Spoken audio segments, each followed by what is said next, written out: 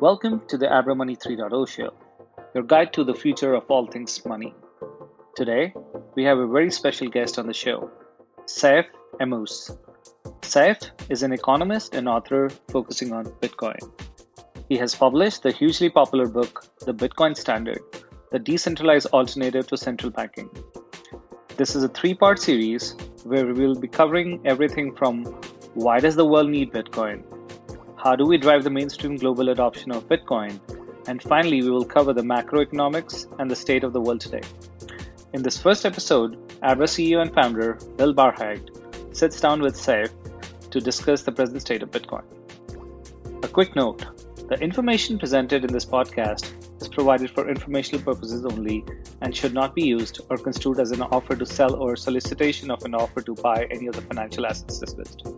This report should not be construed as advice designed to meet the particular investment needs of any investor. Any opinions expressed herein are either subject to change. Neither Abra nor any of the participants of the podcast make any representations as to the suitability or appropriateness of these financial assets for individual investors. Investors must take their own determination either alone or in consultation with their own financial advisors as to suitability or appropriateness of such investments. Without any further ado, over to you, Bill.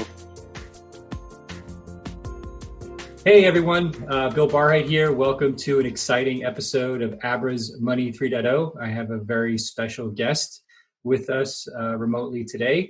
You know him probably from Twitter. Maybe you know him from his book, The Bitcoin Standard, which everyone in the community knows and loves.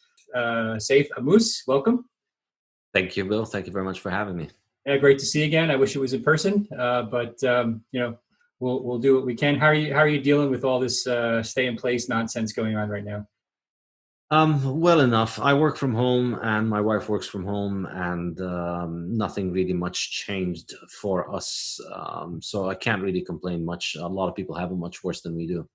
Yeah, I concur. I have three teenage boys constantly screaming when they're not doing schoolwork, but nothing to complain about. I mean, in our world, we certainly have it really good compared to a lot of other people. So I appreciate that.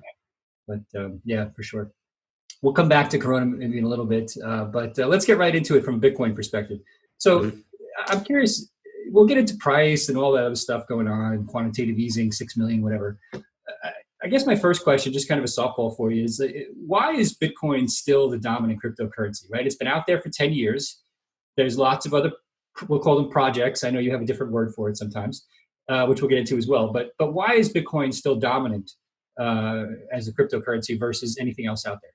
Yeah, I think that's a good question, and particularly today, if you look at the Bitcoin Dominance Index, which measures the total market cap of Bitcoin versus all the other digital currencies, it's at around 67, 68% or so. I checked, I think, this morning, which is astonishing when you think about it, because Bitcoin being distributed, in order for the market cap of Bitcoin to rise by $1, roughly speaking, somebody has to buy $1 worth of Bitcoin. Somebody has to hold the $1 worth of Bitcoin. So if the value of Bitcoin goes up, somebody has to decide to keep holding it and not sell in order for that rise in the value to continue.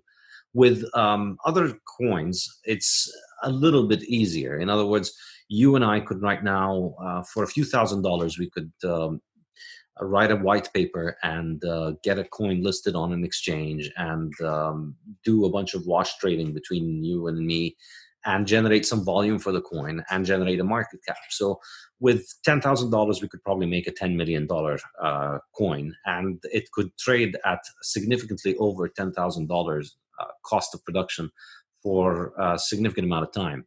So you could say that to create $1 in terms of market cap on an altcoin is much easier, because you can just make the altcoin out of thin air, and you can create some artificial demand for it, which creates an artificial market cap, which might not be sustainable, but you can continue to do this. And so it's astonishing to think that 10 years after Bitcoin, and after, I'd say, maybe 7-8 years of knockoff projects doing things similar to Bitcoin, all the rest of them combined are worth less than half of Bitcoin alone. That's right. So I think this is a very different dynamic from the usual dynamics that you would get in a market with a dominant company. You don't get these kind of monopolies or these kinds of dominance in a market, usually in a free market. So you'll find one producer, but then you'll get a competitor, and maybe you'll have two producers sharing 80% and then a bunch of smaller ones. But this kind of dynamic where one has about 70% and then thousands of others have 30% combined is a little bit anomalous.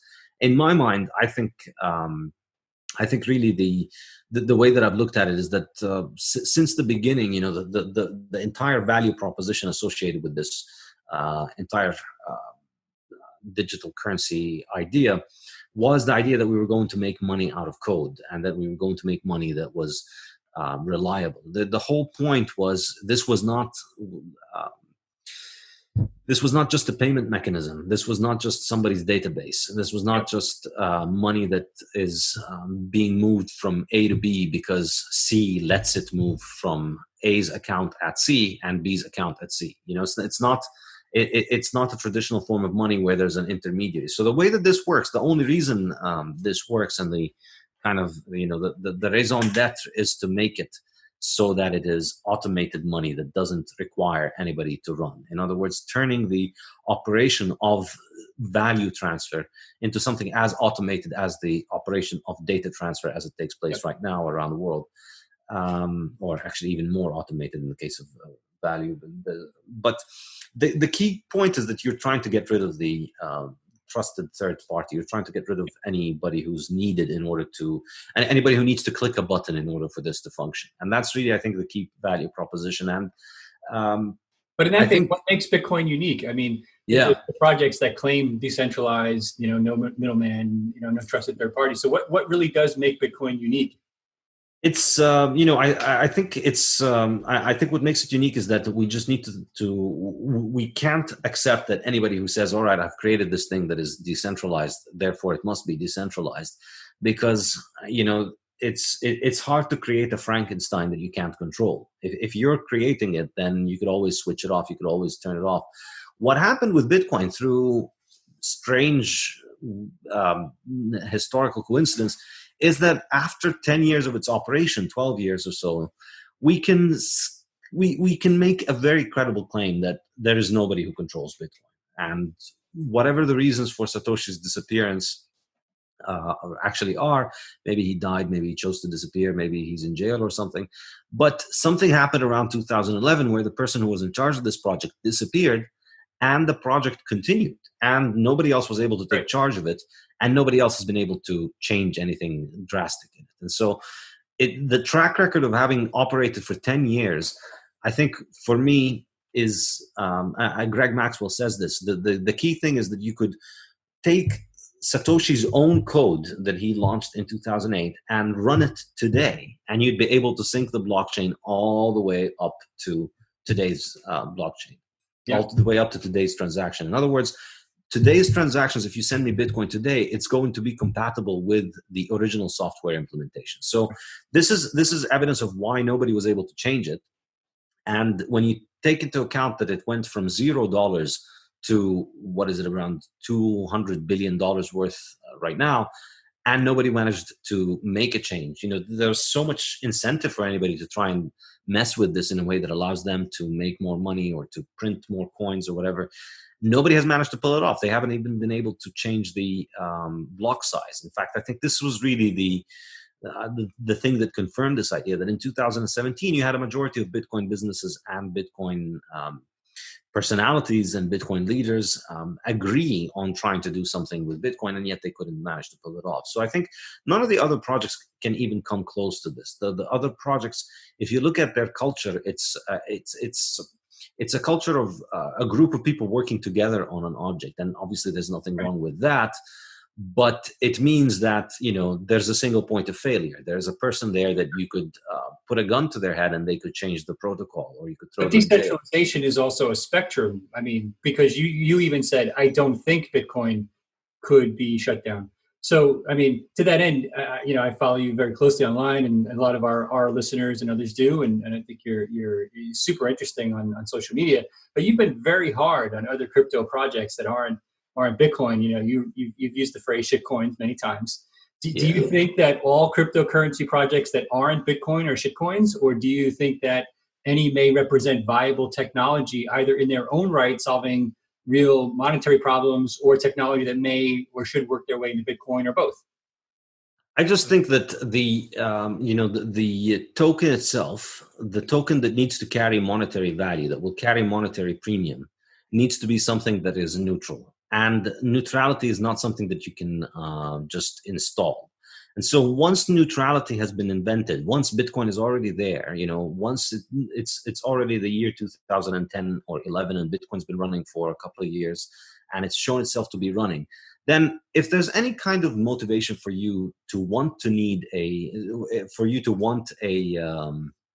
a trustless digital token that you could use for the transfer of value, well, that thing is already existing. And the only reason that you might not want to use it and we want to use something else, is really that you want that new monetary premium to accrue to you. And I think this is really the issue with altcoins, which is that you can build all kinds of technological solutions on second layer solutions on top of Bitcoin, and that would be far more beneficial because you benefit from the economies of scale of Bitcoin. The notion that, all right, I have this business idea, but I don't want to build it on Bitcoin, I'm going to be building my own currency. There are a lot of explanations and justifications we've seen over the years for why this would be the case. But honestly, I spent a lot of time looking into these and reading into them and so on, but I just can't see a convincing case for why this really, in fact, is the case. I think once we have the neutral mechanism for value transfer, then that's really that problem has been solved. So when you say neutral mechanism, you mean no central off switch, no trusted third parties, no project owner who can go away and shut it off. Exactly. Okay. But on day one, the Genesis block was mined on Satoshi's laptop, I'm guessing, where there was clearly an off switch. As a matter of fact, I'm guessing there was probably discussion, if it was another developer there, that, hey, this has got bugs. Should we remine the Genesis block? Because at that point, it's not worth anything, at least not tangibly. But I'm guessing they didn't, based upon the history of what we've seen. Like you said, it's all backwards compatible. So there was probably a bunch of shit code in there that had an off switch. And so on that spectrum, it went from completely centralized to very reasonably decentralized over almost 11 years. And you can make the claim that any of these projects that claim eventual decentralization could start off in the same place and eventually get to decentralized and potentially solve other problems. Maybe that Bitcoin isn't solving. No, because the difference is that when Bitcoin was doing this, there was no Bitcoin. But now that they're trying to do it, there is a Bitcoin. So you're trying to reinvent the wheel is different before the wheel is invented from after the wheel is invented. But the fact that Satoshi was able to do this when nobody knew what he or she was doing, what they were doing, is an advantage that nobody else may ever have. Exactly. Yeah. So now the cat is out of the bag. At that point, it was just a very obscure thing. And in order for the thing to take off, it started off with a very small community. But like in 2009, if he'd announced, hey, we're going to introduce this thing that's going to replace all central banks. And, if let's say Satoshi was actually, say, an engineer at Apple and he had Apple backing or Google or something like that, and they announced, hey, we've come up with this new idea for a decentralized currency, which we're going to use to replace all central banks, I don't think Bitcoin would have grown in that way. But it's been this Trojan horse that continues to, it's always either too small to kill, or you just realize, oh, it's already gotten too big. Right. And I think you can't recreate that. Like we had one shot at making this work, and then either it works and the Frankenstein monster escapes the lab and can live in the wild on its own, or if it's gone, they're not going to let us build another Frankenstein anymore. Yeah. And so, and the fact that the fact that Bitcoin already exists makes it you know, anything that you want to build, any of these other technologies can be built in terms of second layers solutions on top of Bitcoin. It can be built on top of Bitcoin. And the notion that we need to make our own currency because we need our own our own trustless on-chain transactions I don't think it's tenable, because if you're making your own currency, then it's not a trustless on-chain transaction. It's your chain, and you can do with it whatever you want. And we've seen with like the bailout that happened with Ethereum, that Ethereum, for instance, which is the second biggest currency. It's quite straightforward for them in a couple of weeks to get together and roll back the blockchain and reverse the transactions. So if you're doing that, that you might as well, anything else that you wanted to do, you can do it and just make it a much more neat engineering solution to just build it as a second layer solution on top of Bitcoin. Yep. What was, I'm curious, do you remember your first exposure to Bitcoin? Like the first time you heard about it, or when you saw, maybe did you see the paper, did you read an article online? I don't. It's really sad. I wish I could. Everybody asks me this question. I really don't. I remember hearing about Bitcoin very early and hearing about it very vaguely, not even being able to understand it. I'm not a programmer, and I was not on that mailing list, and I had no way of looking at the code. But I remember my oldest memories of Bitcoin is hearing about Bitcoin, having already heard about it. So I'm not sure when I first heard about it, but I remember it was just this vague thing that I'd heard about vaguely online. And then 2010, 2011 is when I was starting to pay more attention to it. But still, there were no resources for somebody like me to get in or figure out how to do it or figure out what private keys are. Right. There was very, very little material out there for me to be able to study in. And only really started paying attention properly and studying Bitcoin, I would say, in 2013. That's when it's fair to say, like, even public private key cryptography was foreign to you when you first heard of Bitcoin. Yeah, I mean, when I first heard of Bitcoin, the first thing that I heard was a bunch of computer people are trying to make a currency that's kind of like gold and that the supply is fixed. Yeah. And, the only kind of reaction that I had is, well, good luck until the U.S. government shuts you down. Right. But it was much a lot of people still say that, right? So exactly. And it took 2-3 years of just watching the price go from under $1 to over $1 to over $100 to over $500 for me to realize, okay, well, maybe this thing has legs. Maybe it will run. And it was really in 2013 that I started to think, this is more than just wishful thinking. This thing might actually work. Okay. So you would say kind of maybe that was the price originally, that once you saw that it was supposed to be digital gold, hey, if this many people are buying it, maybe there is something there. Is that a... Oh, for sure. It was definitely the price that, I remember thinking of buying in the summer of 2011. I was going to New York to spend the summer in New York. And I remember before I left, I said, I'm going to buy 100 Bitcoins for $100. And I remember coming to New York, and then the price went up, and I thought to myself, well, now it's expensive. I'm not going to buy 5 Bitcoins with $100. Who needs that? And I thought, it's going to get attacked by government. It's going to get criminalized. It's going to crash again. There's no way this price will hold.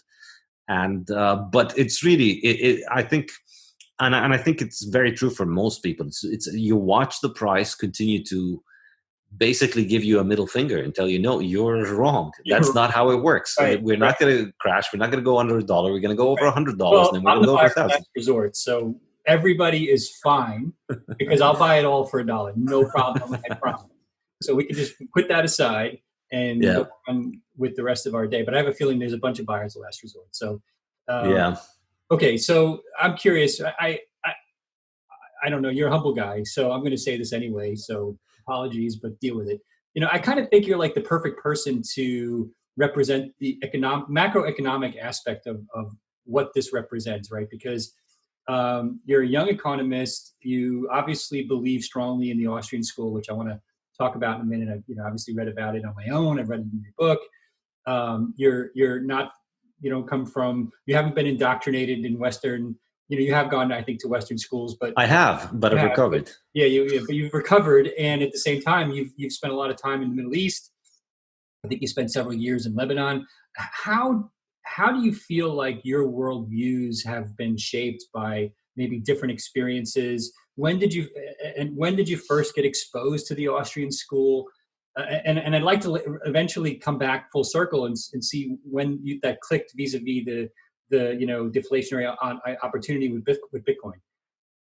Yeah, I think probably a gateway into Austrian school was there's the academic stuff, which I chanced upon intellectually at the university while I was doing my PhD at Columbia, in that I was doing mathematical modeling of sustainable energy policy, studying biofuels, and I was trying to do these very sophisticated models of how the world biofuels market works. And the more sophisticated the models became, the more unworkable they became. And the more you try and think about making them accurate, the more you realize this is just impossible. So started to think about this critically led me down the path of reading Karl Popper and then eventually Friedrich Hayek. And that got me to think in ways that were slightly different from what I was getting taught at Columbia. Very, very dangerous territory for Columbia. Very, very dangerous territory. And, it caused me serious problems. Yeah. Delayed my graduation, and really? I had to rewrite a lot of parts of my PhD. But that way of thinking of the world, that that's this world is a little bit more complicated than just sticking it into mathematical equations, was what started leading me toward, once I started applying that towards monetary policy. And remember 2008, 2009, when the world was going through the financial crisis. You start asking questions about that, and you start applying the same framework. How are these people being able to plan? How do these people figure out what's the right interest rate? And of course, it's not going to work out. And of course, there's going to be negative consequences. Yeah. So this was the one aspect. There was the other angle, which I found, I think, because of things going on in the Middle East and the war in Iraq at that time, I remember hearing Ron Paul and being amazed at his political rhetoric, which is just unheard of in the U.S. politics. Right. So somebody who actually doesn't want to invade the world, doesn't want to have military bases all over the world. And he's a nut. Yeah, and they call him nuts for it. He doesn't want to invade Iraq and kill millions of people for no reason. And, he's considered an extremist for it. So when you start hearing his political rhetoric and then you start hearing the economics rhetoric, it all started to click together. And this is, I was a gold bug. I was an Austrian gold bug. And I used to think, gold is the answer, and gold and hard money would fix this. And then, So stop for a second, because I don't want to go back to Bitcoin yet. I don't know if that's where you're going. Okay. So we have a few people who you've lost because they don't know what Austrian gold bug means. Mm-hmm. So let's rewind a few seconds. Okay. What, in layman's terms, what is the Austrian School of Economics, and how does that relate to gold? So the Austrian School of Economics, if you ask me, is basically just proper economics before it was ruined by having to be turned into policy economics. And so by the 1930s, when governments essentially took over universities, or you could argue universities took over government. It's a complicated relationship. But once government funding started to go to universities heavily in the 1930s, the question that is asked by the economists changed from let's study the world into how do we fix the world, or how do we tell the policymakers to fix the world? And this is a very significant difference, because it changes the entire way that you ask the question, and then it changes all the answers that you get. And so from the mainstream Keynesian economic perspective, it's always about there's a problem and what can government do. And if you read a macroeconomics textbook, I used to always say this to my students in class, you read a macroeconomics textbook from the Keynesian perspective, it looks like you're reading a religious text. Right. And government is God, because it's omnipotent, it's omnipresent, and it's omniscient, and it knows everything, and it can do things. And all that is needed is for just those enlightened macroeconomists to figure out what the problem is, and then government can just implement the solution. Oh, we have an unemployment problem. Well, then we know that the answer is spend a bunch of money, build a bunch of roads and bridges, and give people money, and then unemployment is gone.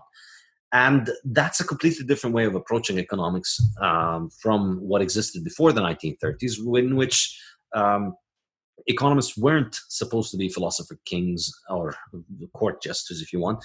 They were just analyzing the world as it is, trying to understand how people make decisions. And it was primarily focused on understanding human decision making.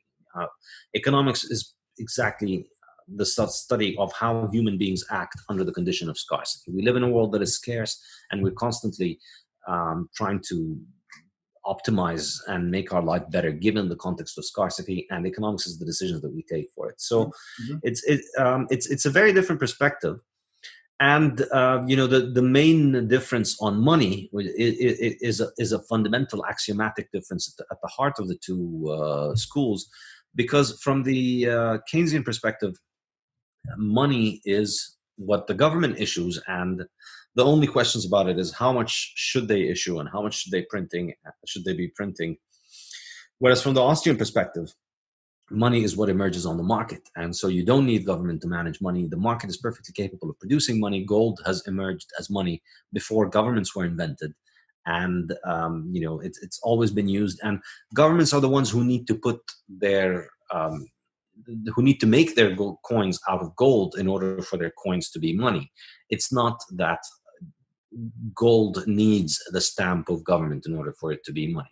And that's why central banks hold gold today, even after they've demonetized gold. And they don't let their citizens make payments with gold, and they don't let you have a bank account with gold. You can still, your central bank still has a lot of gold. And I think the gold's monetary role hasn't been completely ended.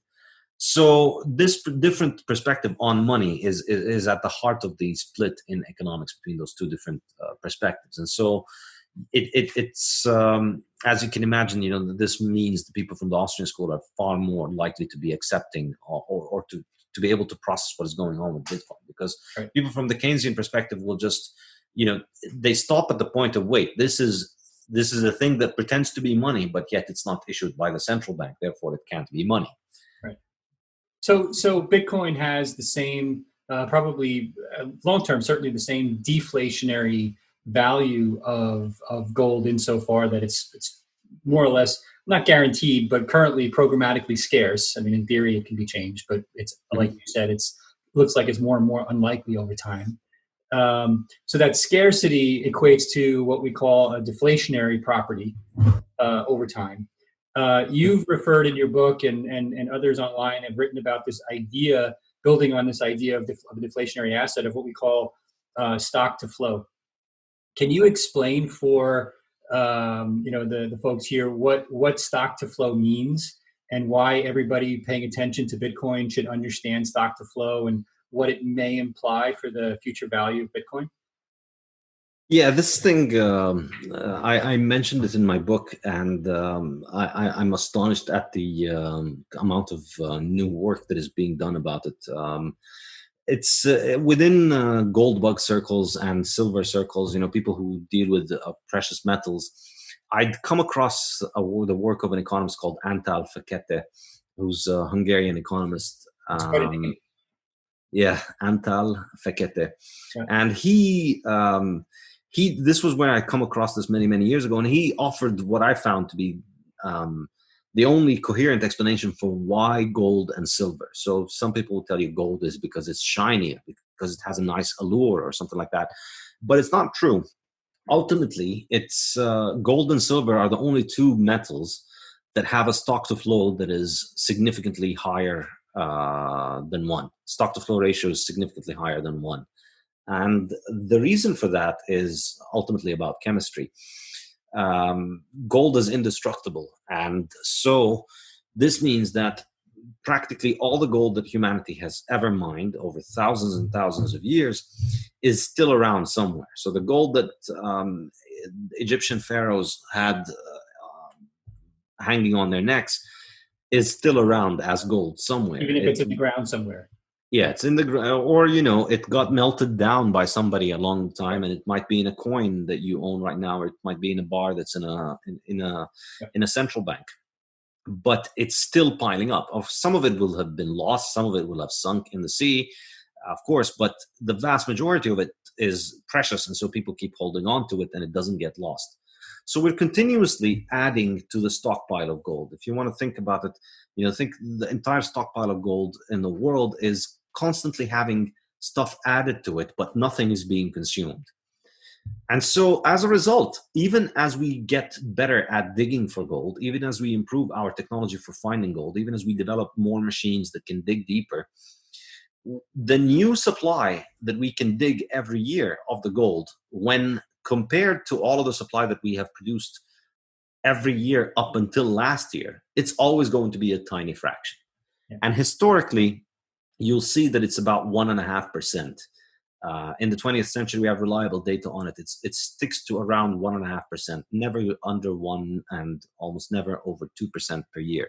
So even through some of the massive gold price rises that we got, like in the 1970s, when the price of gold went from $35 an ounce to about $800 an ounce in 10 years, that's a 30x move in 10 years. It's enormous. Mm-hmm. And yet, the supply of gold every one of those years was going up at around 1.5%, 2% or something like that, which is not true for any other commodity. If you can imagine what would happen to copper markets if copper price shot up 30x, copper production would absolutely flood the market. Yeah. But yeah, sorry, go ahead. I was going to say, so how does that relate to, now I've seen this guy, for example, Plan B. I assume this person, he goes by the name Plan B online. I assume it's not you. No. He basically has written some very interesting blog articles. He wrote a new one recently, updated, which he calls, I think, the stock to flow cross asset model for Bitcoin, which basically relates the utilitarian aspect of different commodities over time to how the stock to flow model works for those assets, if I understand it correctly. And as a result, he came up with a fairly logical, and I'm using air quotes, logical, if you believe his perspective. And I've seen some counter arguments to it, but basically with this idea that within 4 years, Bitcoin should be worth, $250,000. Have you had a chance to read this updated model? And I'm curious if you have a reaction to it. Does it sound right to you? Yeah, I mean, I think honestly, So the stock to flow, being high helps it be a monetary standard. So in my book, I mentioned how gold and silver have had this, and how Bitcoin has a stock to flow that's continuously increasing because the supply growth rate is declining. And that Bitcoin, what makes it unique is that eventually it heads to zero increase. So it has an infinite stock to flow. So we've never had a monetary asset like this before. So Plan B is an anonymous data analyst who took that concept and decided to plot it. They just took, all right, let's look at the stock to flow and plot it against price, which, sounds like such an obvious thing to do. But it did not occur to me at all. But he did it, and he tried to see the regression analysis. And when he did it, my initial reaction was, I remember when I first saw it on Twitter, I was like, oh, yeah, great. Another data scientist trying to put numbers on things that are ultimately about human action. And from the Austrian perspective, we're not very big fans of trying to quantify human actions. We don't think that there is such a thing as a constant in human action, as Ludwig von Mises used to say. So I was pretty skeptical. But then looking at the actual regression results, it was quite astonishing how well the data mapped to it. In other words, and if you're into statistical analysis, this is really startling, because the Bitcoin stock to flow is something that was determined before Bitcoin was even created. So it's a completely exogenous variable, or it's an independent variable of the price. The stock to flow, or the supply growth rate, you could have done, it was laid out by Satoshi in 2008 before Bitcoin started operating. So you could take the schedule as Satoshi put it in 2008, correlated to the last 10 years of prices, and you'll see that essentially with a linear logarithmic transformation, it just follows the same curve. And the relationship is extremely well correlated. In fact, the R-squared is like 0.964, which is basically 1. It's you don't get levels this high when you're measuring anything that has to do with humans. In other words, it can't be a coincidence in your mind, or in the mind of the person who wrote the article. I mean, probabilistically speaking, probabilistically speaking, it seems to me like you're winning the lottery 5 times in a row. Could be a coincidence, but at that point the game is rigged. Yeah, the game is rigged, and it's absolutely mind blowing because it can't be rigged like that. Like mathematically, it as an Austrian economist, I've said this before. I think this is the most serious challenge to the idea that you cannot quantify human action and you can't put numbers on human action, because we have something that's a number that was settled in 2008. And we have 7 billion people all over the world every morning waking up with the chance of influencing that number. Mm-hmm. Every morning you decide to buy Bitcoin or sell Bitcoin or not buy Bitcoin or not sell Bitcoin. You are contributing to this price. Right. So 7-8 billion people are contributing to the number of the price that we see today. It's random, right? And yet it fits with what that guy did before 2009. It's absolutely mind-blowing. Yeah. It's and the level of accuracy, that level of R² is, I mean, if you were to take a gun and calculate everything according to physical phenomena and physical rules of figuring out the distance of the gunshot, and then you did this every day for 10 years, and then you measured the distance, you would still not get, you would probably get something around that. You'd not get 100% because obviously there's going to be some kind of measurement error. But I'm saying that even with a perfectly predictable physical phenomenon, you should get an error margin similar to this. And yet we're getting that error margin, or we're getting that, I shouldn't say error margin, we're getting that level of correlation, that level of R² when we're dealing with something on which 8 billion people almost can affect every day. So if this stock flow really is going to infinity, it almost has to come to pass that Bitcoin replaces gold as the world's kind of, I don't know what you want to call it, reserve asset. Is that right? I mean, is that... It looks like it. I mean, this was what I kind of was arguing in my book qualitatively, which is that this money is better money because it's harder money, and harder money eats easier money. And that's the thing that I discuss extensively in my book. I bring other examples of it. So people who use seashells or people who use lime rocks, if you're using seashells or lime rocks, they're very easy to make. And so people who are using gold are using harder money, and then they can just keep making more seashells, but you can't make more gold. And so they can end up buying all of your property with the easy seashells that you make, and then you no longer have a problem you no longer have to buy gold because you no longer have any money. So value will tend to go toward the hardest money because the hardest money is best at holding on to it. So you would expect something like this to happen, but then the model formalizes it because it tells you, as the more the stock to flow goes up, the more the value goes up, and it makes sense that it would go up to infinity at some point because at some point it becomes according to what the model is predicting, it becomes the highest stock to flow. So then all the other monies, nobody wants to hold them, or the people who hold them witness their value decline. Eventually the only value left is the one that's left in the hardest money. Thanks for listening. Check back soon for episode 2 and 3 of this incredible interview. To find out more about Abra, visit abra.com and stay tuned for more episodes to come from this podcast.